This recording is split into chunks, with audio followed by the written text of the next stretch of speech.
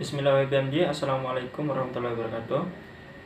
Perkenalkan, nama saya Muhammad Haldi dengan NIM E1S019057, Fakultas Keguruan dan Ilmu Pendidikan, Program Studi Pendidikan Sosiologi Universitas Mataram.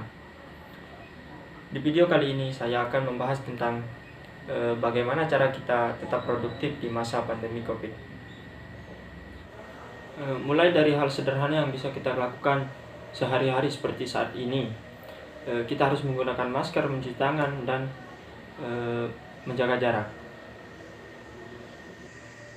Aktivitas pembelajaran pun yang tadinya kita dilakukan secara tatap muka, sekarang dilakukan secara daring atau secara online.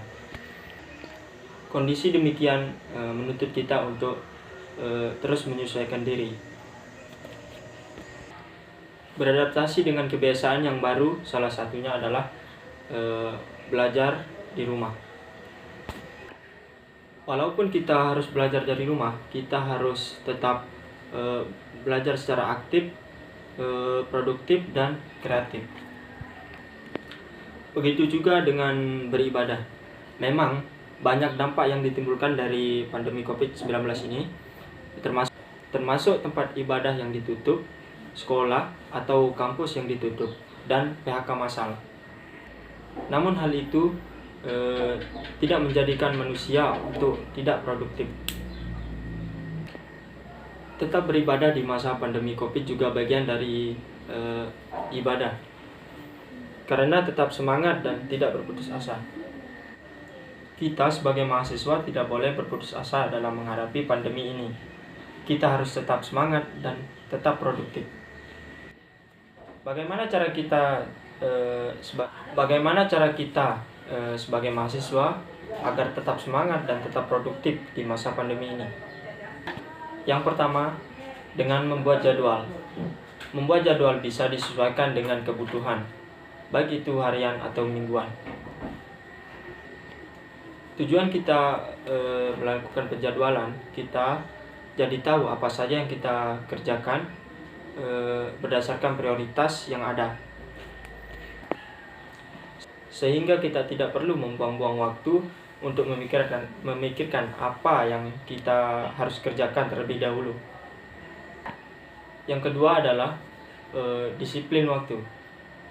Melatih diri untuk disiplin waktu adalah hal yang sangat penting, karena menjadi godaan terbesar bekerja atau belajar dari rumah yang tentunya memberikan jam kerja yang lebih fleksibel. Maka pastikan bisa disiplin waktu.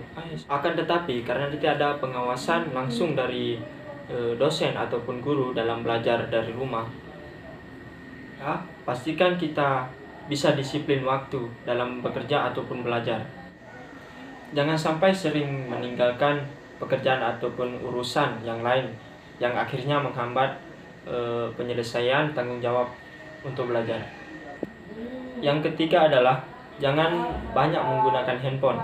Salah satu sumber godaan terbesar dalam belajar ataupun bekerja dari rumah adalah menggunakan handphone untuk urusan yang di luar pekerjaan atau luar belajar, seperti media sosial, gaming, chatting, browsing, dan sebagainya.